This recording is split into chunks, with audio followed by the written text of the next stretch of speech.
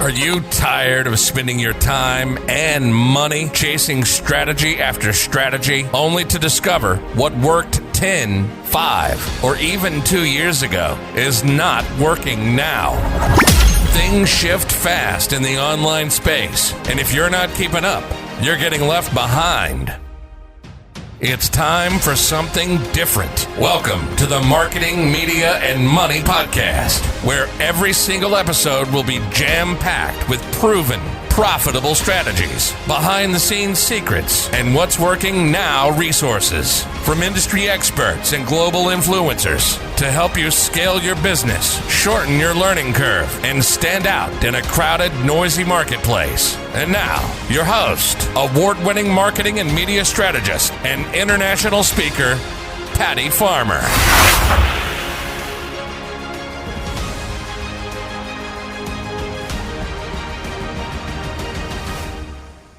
Hello, everyone, and welcome to today's episode of the Marketing, Media, and Money Podcast. I'm your host, Patty Farmer, and I am looking forward to sharing today's industry expert with you. And today is really exciting for me because we're talking about one of my favorite topics, and it's one of my favorite topics of which I have no area of expertise in. So I love when I get to bring on other experts to talk about this topic. So today we're going to be talking about how to get more bang for your book and business. And I think that's really, really important because I know that coaches, entrepreneurs, and service providers, we consider writing a book to establish our expertise, but we're not always really sure how to get the most out of it. So today we have an expert, and let me tell you a little bit about her. So Tara Alemany defies the simple definition. She's a multi-award-winning author, speaker, business consultant, and publisher, as well as a serial entrepreneur. Her boutique publishing company, Emerald Lake Books, specializes in working with positive people to integrate a book into their marketing or sales funnel to attract the right readers and customers.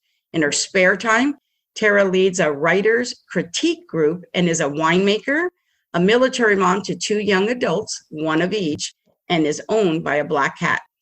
I love that because I think it is so true. I mean, I have 2 dogs, and I would pretty much say I'm not sure who rescued who. But it's so great to have you here, Tara. I really am excited about digging into this topic. Patty, I'm so thankful to be here as well. I'm looking forward to talking with you. Awesome. So let's kind of get started because I have to tell you, one of the things that I really love that you said is really about how you can work to integrate a book into their marketing or sales funnel, which is so true because I know that 85% of the people that I work with are speakers. Mm-hmm. And in my personal opinion, I think if you're a speaker, you should have a book. I mean, I also think if you have a book, you should be a speaker, right? They kind of are like peanut butter and jelly. I don't really do anything about publishing books. I do publish a magazine. Books is something I refer to somebody else. And, you know, I feel like you are really an expert in this. So I really want to dig deep because I feel like our audience is looking for somebody in this area. So let's kind of talk about that. So I love the topic even, get more bang for your book and business. I think that is really important because I think a lot of times people don't really understand some of the things that a book can do for them. I think I've heard the expression, a book is just a big business card so many times. I wish I had $100 for every time I've actually heard that saying, right? So what would you say? I always like to get rid of myths first, like before we dive into the yeses, this is what you should do. Let's kind of talk about some of the things maybe you should think about don't work as well as you think and dispel some of those myths. So what would you say is the number one myth you would like to dispel about who, what, or why you should publish a book? So the number one myth, I think, is that most writers think when they finish their book that the hard work is done. And honestly, it's not. There's a lot of work that goes into it because once the book is done, you actually now have a secondary business. You have a book that is a product that you need to think about. How are you going to market it? How are you going to reach your target audience? Who's your ideal client for that book? And so if you're not thinking about those things when you're actually writing the book and producing it, you can have a serious disconnect between the ideal reader that you want to attract and who's actually picking up the book. And so just like when you start a business, you want to think about who's your ideal customer, who can you serve the most, who can you help the most, what problems are they dealing with? You need to think about the same things when you're writing the book. So As a speaker, when we go to a conference and we give a presentation, we think about who's going to be in the audience, right? When we tailor our talks to the audience we're going to speak to. If you don't do that with your book as well, you're not going to be able to use it effectively. Oh, I really love that, because I think, I'm always telling my clients, and a lot in the trainings that I do, that you always want to think about the end in mind, right? Mm-hmm. And so a lot of times when somebody's being a guest on a podcast or a speaker, like you said, they give this talk, this message that they feel that they have. And then at the end, a lot of times when people think, oh, well, I don't want to sell.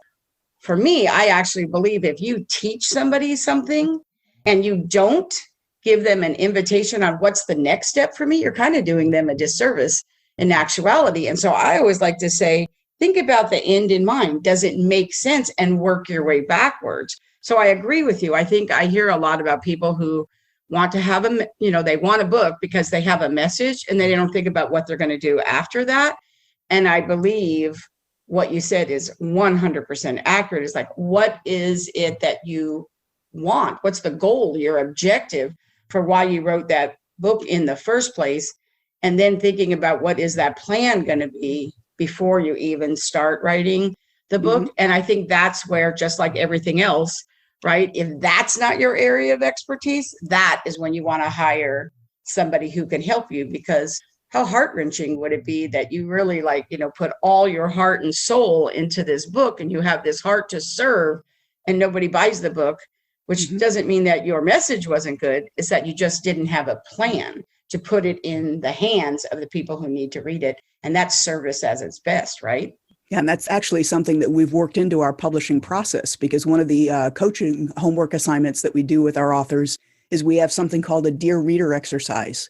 And so just before the editor is finished with their final pass of editing, we have the author do this Dear Reader exercise where they write a letter to their ideal reader. And in it, they acknowledge the pain points that the reader is dealing with, who they are, what they're struggling with, why they picked up the book, and why this book is going to provide them with the solution that they're looking for. And then we give that to the editor.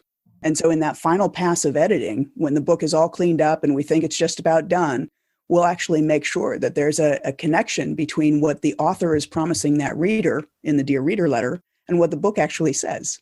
Because sometimes there is a true disconnect there still. And now is the time to fix that before you finalize the book and go into production and publishing it.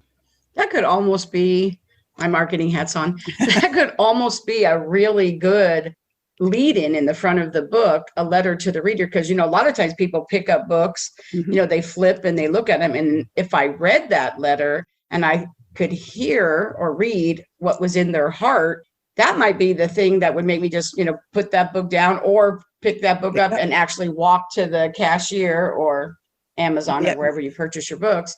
We actually often do use it either in the book, either in the introduction, towards the end, or in our marketing materials. Because in your marketing materials, now suddenly you've got some of that languaging that's going to appeal to the ideal reader.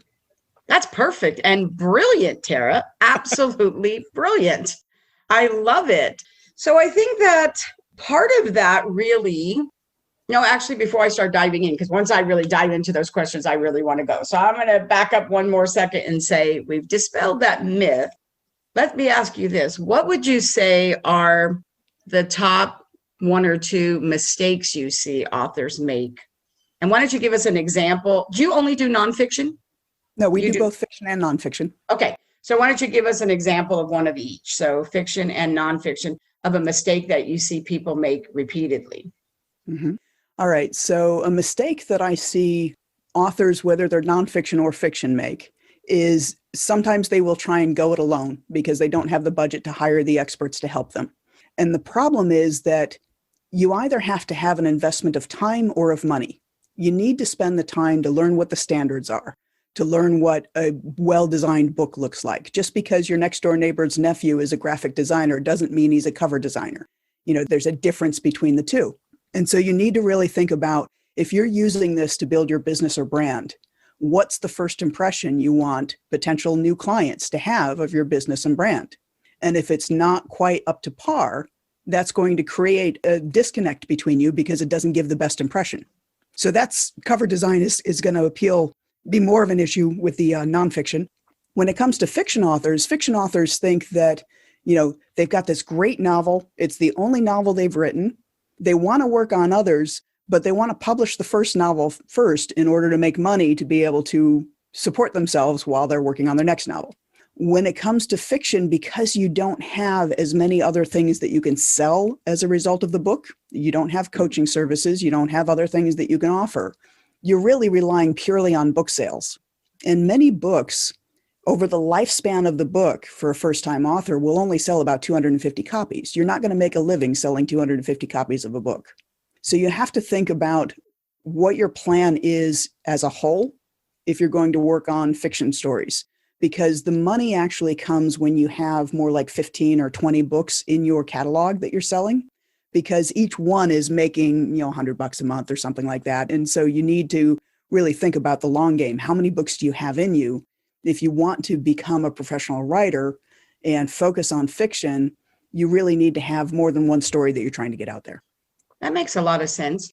Would you say that when you're thinking about marketing your book and what you're going to do with the book after, would you say that thinking about whether or not you want to be a New York Times bestseller versus being an Amazon bestseller, I mean, those two things are about as far apart as I can spread my arms, plus, right? Like, those are not the same things. They're not the same strategies. I see them over and over in my inbox all the time. And when I talk to other experts, and I think a lot of times people really don't get it. So can you tell us really kind of what the difference is between those two, besides money, and for them, right? Really what they should be thinking about when they're making that decision. Sure. And actually, that's one of my biggest pet peeves, because a lot of people will come across and say, I'm a best-selling author. And when you ask where, it's on Amazon. Amazon, you can fully game the system. All right. So what ends up happening is when Amazon calculates the sales rank of any product, but we're talking about a book, they'll look at a category that it's in, and they'll look at it in relation to other books in that category. And they'll say, in this 1 hour, how did your book sell in relation to the other books in the category?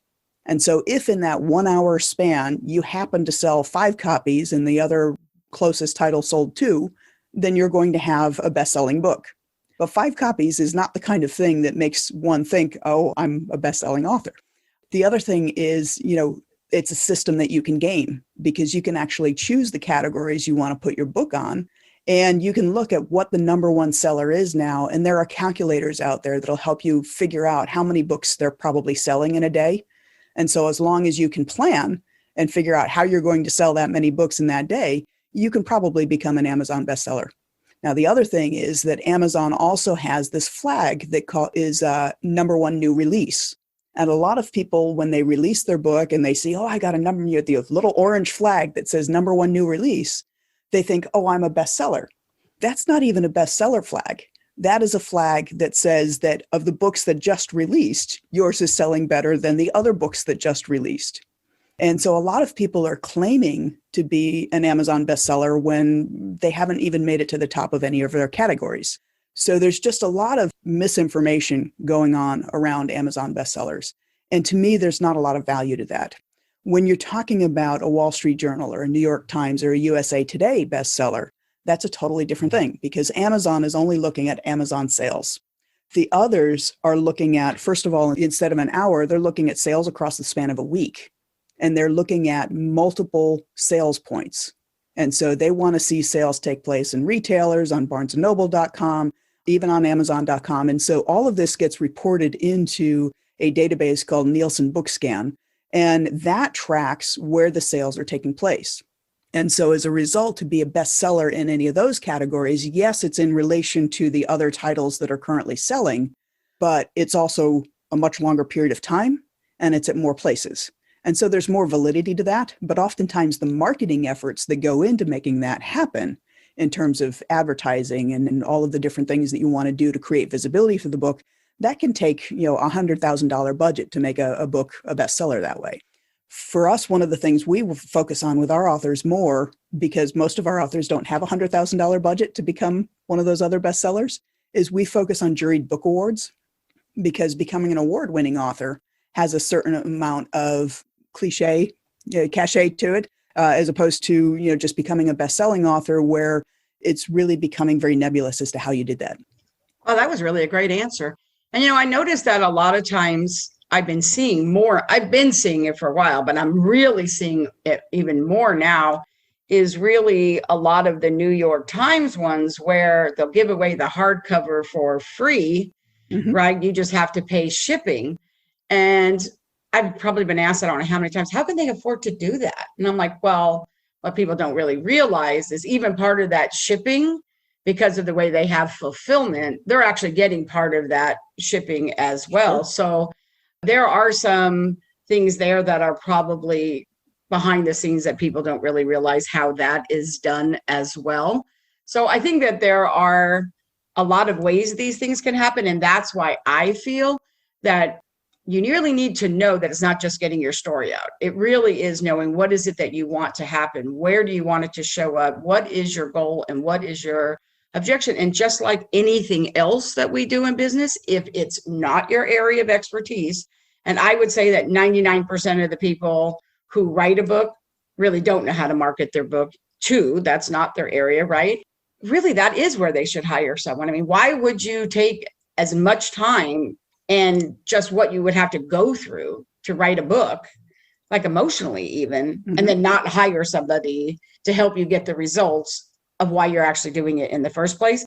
It's like any type of marketing or media or branding, or if you want to do it well and you want a result, you need to hire someone who can help you to get that result. So I have to say that I think that is really interesting, but I have to tell you, I really want to delve into some of these things that we are going to talk about. And one of the things I really want to talk about is aligning your ideal reader with your ideal customer, because I think that is really, truly important. Yeah, I think a lot of us, when we decide that we're going to write a book, we're thinking about the knowledge we have to share and the solution that we have to offer. And because we're not talking to somebody directly across the table from us, it's easy to forget that there is somebody who is receiving this information. And you want to make sure that when you're communicating, that you're communicating with that person, not just about your solution. And so that means having to kind of establish that rapport with them in terms of understanding what they're struggling with, understanding why they were interested in your book in the first place, because all of us want to sell to people that we don't know. You only have so many friends and family. And if you want to sell more than the 250 copies that most first-time authors sell, you have to sell to people you don't know. So how are you going to do that? You have to do that by establishing that you know what they're struggling with. And the fun thing is, when it comes to books, though, sometimes your ideal client or customer, the one buying the book, may be different than your ideal reader.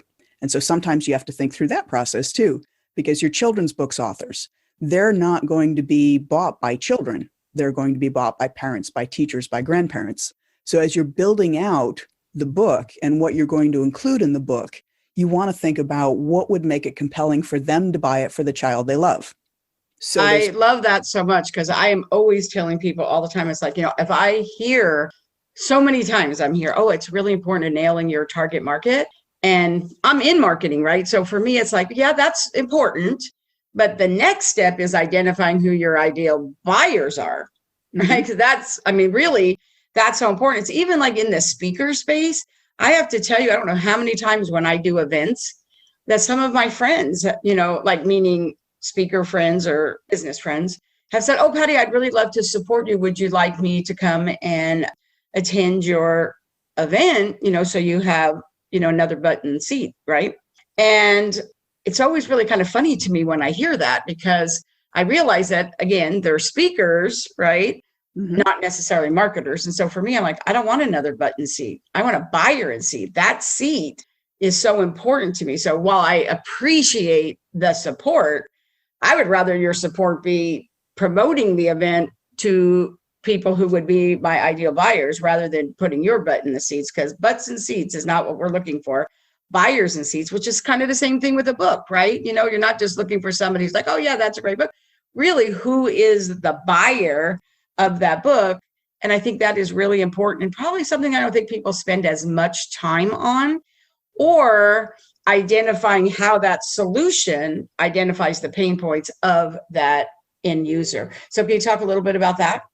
Right. So, one of the things we were talking about early on with this identifying the ideal buyer, oftentimes when you're talking about fiction, that's where the buyer is going to be different than the reader. When you're talking about nonfiction, most of the time, that's something that the buyer and the reader are going to be the same person. So having that clear understanding of what intrigued them about your book in the first place, hopefully the cover captured their attention. They picked it up, they liked the title, they turned it over, they read the book description on the back. What in that back cover blurb stood out to them? Why is it that they're reading this? And what are they trying to solve in even picking up a book like this?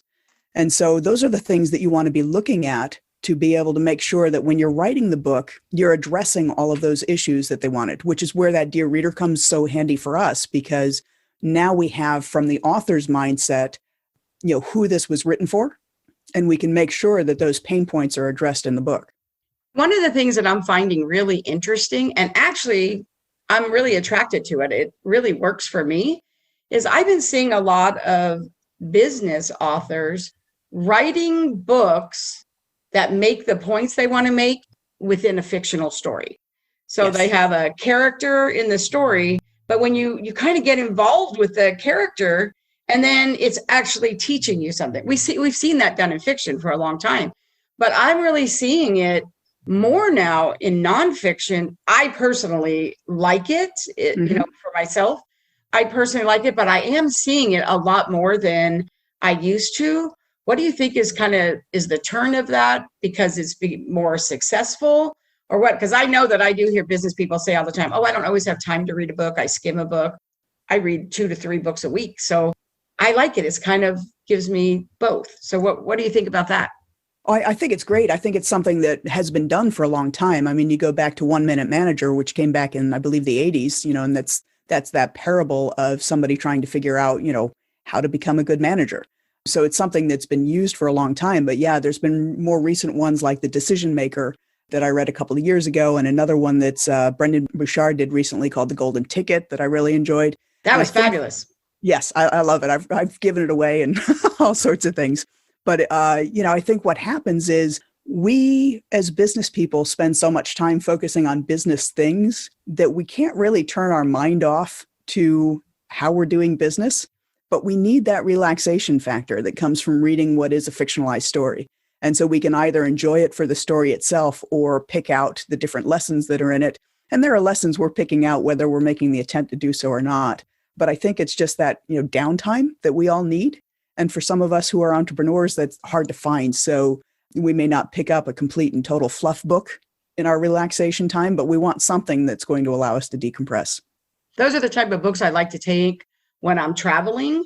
Mm-hmm. When I'm traveling for business and I spend a lot of time on a plane, or I used to, I like those kind of books because I feel like I'm still kind of in work mode, but I am having that downtime too. And so I really like that. That's important to me.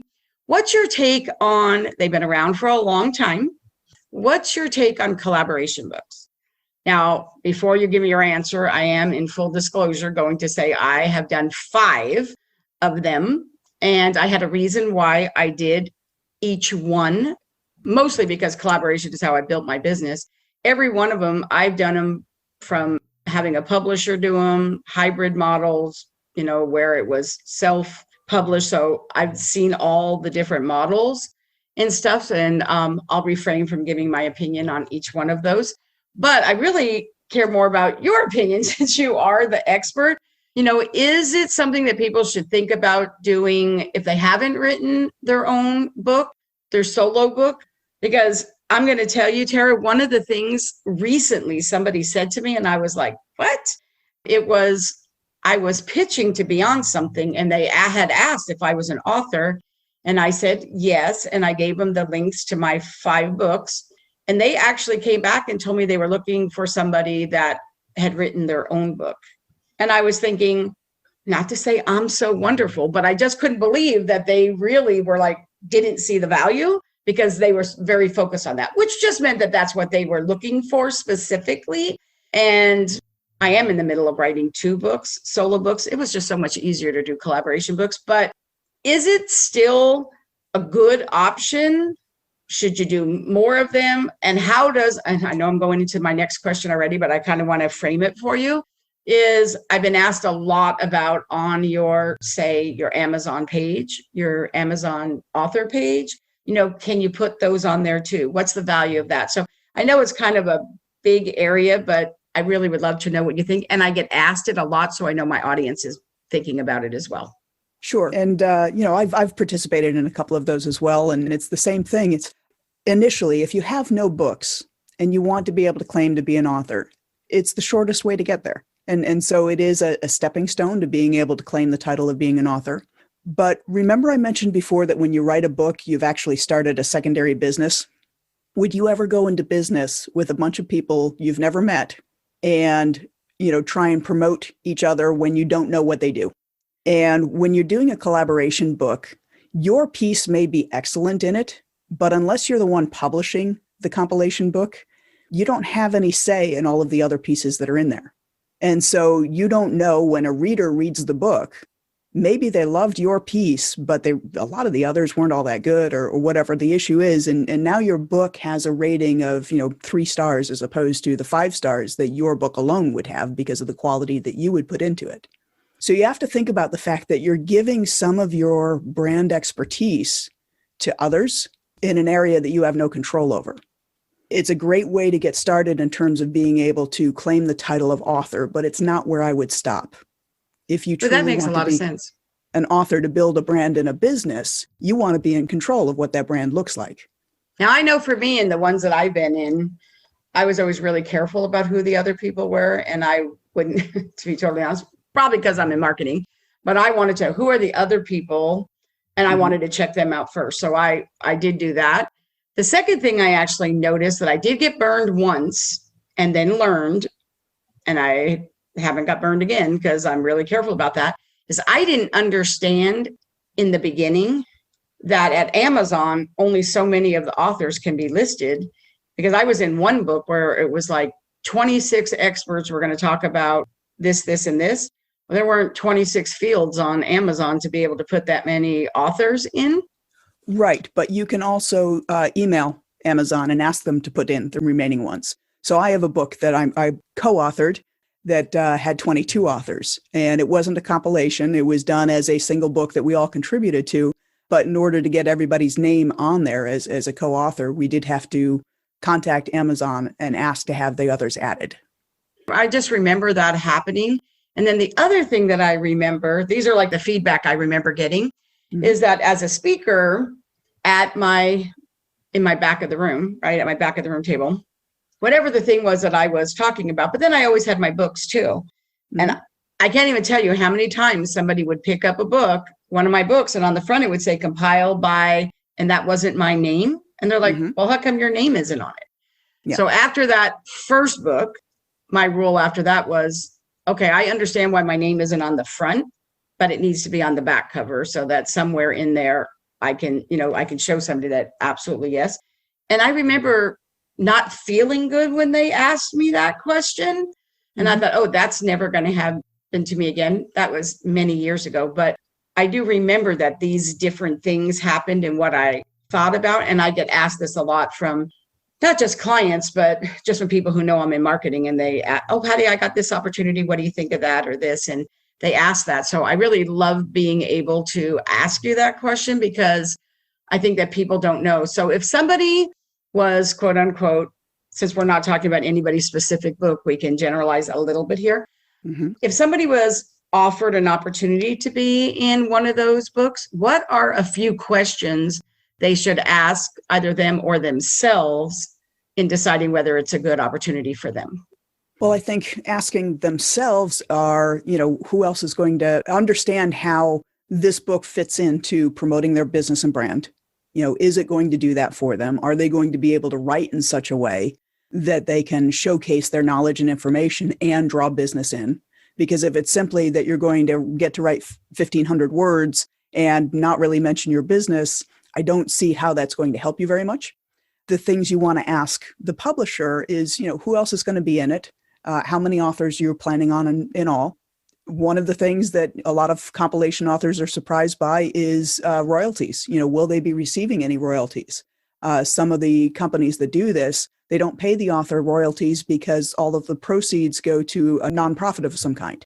And that's fine, but you want to make sure that if you do that, then that you're making it clear on your website or whatever else that you are a supporter of whatever this nonprofit is, because all of your royalties, your portion of the sales is being donated someplace.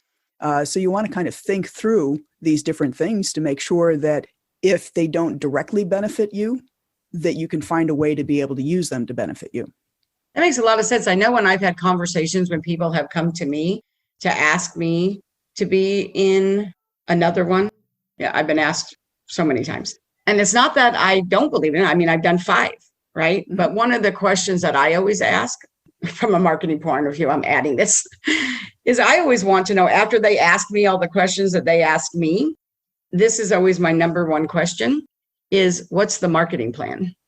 Mm-hmm. Or am I the marketing plan? Right? Is the marketing plan that all the people that are writing for the book, that we're promoting it, and that's the marketing plan? Or do you actually have a marketing plan? Mm-hmm. Because just like with summits or, tell us that, all of the different things that are out there, there needs to be a plan on how it's going to be marketing. And you don't just place your content and intellectual property and just hope that other people that are part of that may or may not be, like you said, their audience may not be your ideal audience. Where is your information going? And do you have a marketing plan for that?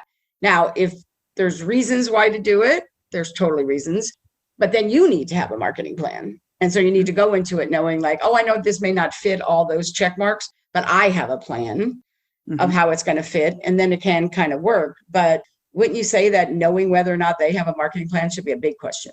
I think it should be a big question. I think, too, part of that big question should be how long will the book be in print? Because sometimes the marketing plan is that it's an annual edition. And what they do is they replace, when the next year comes out, they replace the earlier edition with the new one so that they can roll the reviews over to the new one. And as a result, now your edition is no longer in print. So you want to think about the lifespan of the book as well. Because like I said, that marketing plan may be that this is an annual book we do.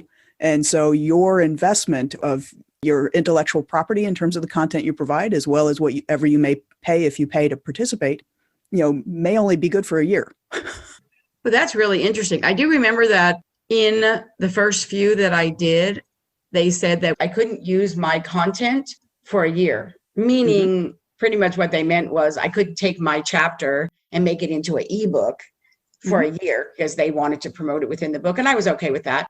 But I was glad that I knew that, but I didn't really understand it in the beginning, but then I did. So I think these are really important things. So thank you so much for answering those questions, because I know those are the questions that I get from my audience. So I'm really glad that you were able to do that. So let's talk about how can you add business building elements to your book? All right. So one of the other myths that I should have mentioned earlier is, especially when we have information that we deal in, is how much information to give away. And a lot of people, they may be coaches, they may be speakers, and they're concerned about sharing all of their information because they're thinking, if I share all my information, then nobody's going to need to work with me because they know my process. In actuality, what we do is we highly recommend sharing the process so that if this individual wants to do it on their own, they can. The thing is that there are plenty of individuals who are not going to be able to take your process and apply it to their unique situation.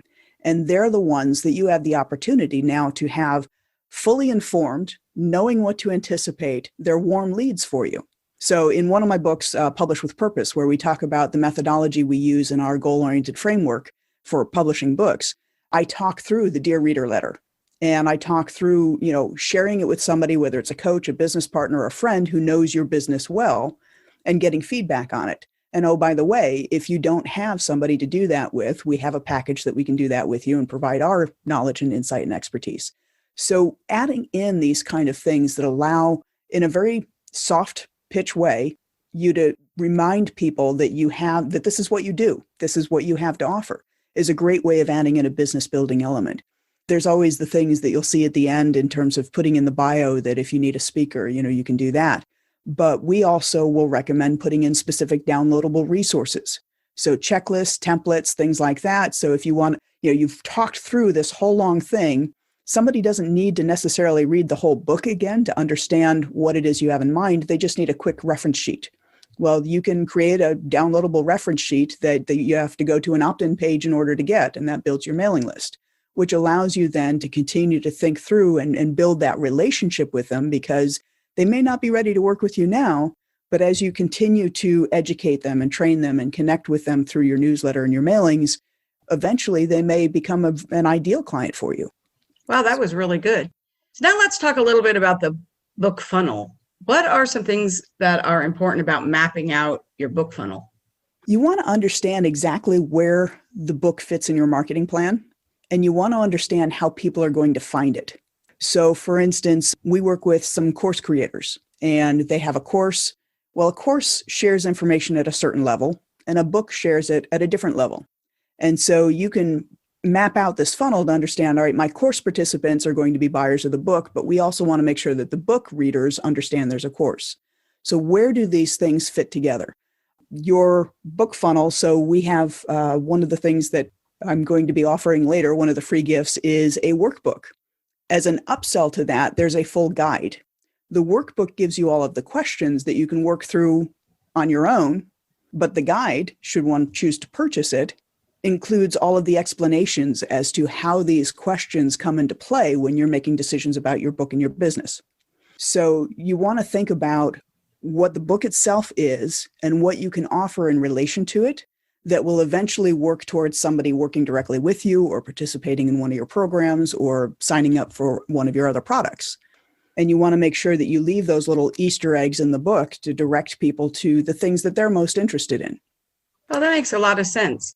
So what are a few ways that you can effectively use your book as part of your marketing plan? Because I've been waiting to ask this question, right? I'm in marketing. So like when you're talking about marketing plan, what are some ways that you can use your book in that marketing plan?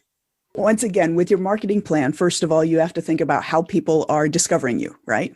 Having a book gives one more point of discovery. So you have your website, you have your magazine, you have your podcast. A book can become another way of people being introduced to you.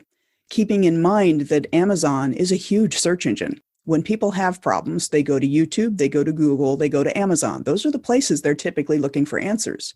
And so you want to make sure that you're discoverable in each of those places. And without a book, you're missing out on a huge discovery opportunity. So think about how that fits in there. And then you also want to think about how it fits in relation to your competitors. And so the competitors who are writing about the same information, you want to make sure that you understand what their strengths and weaknesses are compared to your strengths and weaknesses so that you are differentiating yourself from those other books there. When you have it as part of your marketing plan, obviously, as I said before, you want to figure out where you are sending them from the book, because what you don't want to have happen is you don't want the relationship to end when the covers close. You want them to reach out to you in some way and either sign up for your mailing list, purchase one of your services, get one of your other products, hire you to come speak. You want to think about what different opportunities you can include in the book that will lead into other parts of your business. And so you have to think through your marketing plan in terms of what makes sense to include in the book and what can I realistically do without the book just becoming a marketing piece. You want the book to have value and substance of its own, because to me, the worst thing you can do is have a book that's a glorified business card. A business card is all about you, right? The business card has your name, your information, what you do, and it's nothing about the person you're handing a business card to. A book should never be a glorified business card. Instead, it should be about the other person. This is what you're trying to solve. These are the answers to how to do it. And oh, by the way, if you want help doing it, reach out to me. I love that so much. And I have to tell you, Tara, this has been phenomenal. I may even have to say that on this topic, this must be probably the best conversation I've ever had with someone about this. So thank you so much. Thank you. I've enjoyed it. I know people are going to want to connect with you, and you did come bearing gifts too, and we'll get to that in a second. But first, how can they connect with you? Because I know they're going to want to. So the best way to connect with me is our website. It's emeraldlakebooks.com. That's nice and easy. Okay. And we will also have that in the show notes. But now let's talk about those gifts, because I have to tell you, you came not only just bearing one, but you really came bearing two. And I really love that. So why don't you tell us a little bit about them We'll actually put those links in the show notes as well. Sure. The first one you'll actually find right on the homepage of our website. It is a publishing model quiz. So many people, when they're thinking about writing a book, they really don't understand what's the best way to publish it. And there are pros and cons to traditional publishing and self-publishing and this middle ground that is often referred to as hybrid publishing. And so this 12-question quiz will ask you questions related to you and your content and tell you which publishing model is going to suit you best. And it gives you the next steps to take if you're going to pursue that publishing model. So that's the first gift. I love those. I love quizzes so much. They're a lot of fun. The next thing is a reference workbook that we have that is called 61 Questions to Ask Before Choosing a Publisher. And this is going to just give you a list of things that allow you to compare apples to apples when you're talking to either hybrid publishers or traditional publishers about working on your book. Because what we found is a lot of times somebody will come and talk to us, but they have no idea what they should be asking. And so we have to help them along by providing them the information. And because we're very ethical that way, we think that's important that they be informed. We do. But there are other, vanity presses out there, for instance, that, they just want your money. So they're not going to tell you things. So if you don't ask the questions, you can end up in a contract with somebody that doesn't have your best interest in mind. And so these 61 questions will really help you work through the process of understanding what you're getting into before you choose a publisher. And I think that's really important too. And I really agree with you. I think a lot of times people say, well, I just didn't get the answers I wanted. But we both know that if you ask better questions, you get better answers. And sometimes it is just that you didn't know what questions to ask. And so that is truly valuable. So thank you so much for that. You're welcome. So this is the part of the show that I love to call open mic. It's kind of my idea of social karaoke, where I turn the mic over to our guests and ask them to share their number one strategy in the space of marketing media money. This is the Marketing Media Money podcast. So we want to know your number one strategy. And I'm going to have to tell you, Tara, you're going to have to dig deep here because you have given us so much value and so much information. I'm really glad I let you know that we were going to ask you this question. So what would you say is your number one marketing media money strategy? I think my number one media marketing and money strategy is leveraging other people's audiences. It's the fastest way to grow your business and find new clients. And so we do this by forming partnerships with people who have the audience that we're hoping to connect with, who are in ancillary or related services. So we're not competing for the same audience. We're actually providing more benefit and value to the audience that they have. And so that to me is always a win-win for everybody. So that's my number one suggestion. And it's a great one too, something that I talk about all the time. So I love that. Thank you so much, Tara, for being here with me today. I mean, you really just were so generous in sharing your brilliance, and I appreciate it so much. I've appreciated being here. Thank you for having me, Patty. It's always a pleasure to speak with you. Thank you. And to the audience, thank you for joining us on the Marketing Media Money podcast. If you enjoyed today's episode, and I'm sure you did, please like, subscribe, and review the podcast on your favorite listening platform. So important to me that people have takeaways. I love to hear about those takeaways. My inbox is always open. Please let me know, what was the thing that really made a change in your business? We really do want to know. So for today, make it a phenomenal day. And remember, if it's not phenomenal, you have the power to change it. Thank you for joining us today on the Marketing, Media, and Money podcast. To shorten your learning curve even more, make sure to grab your free copy of the Marketing, Media, and Money magazine at www.marketingmediamoney.com. I promise your business will thank you.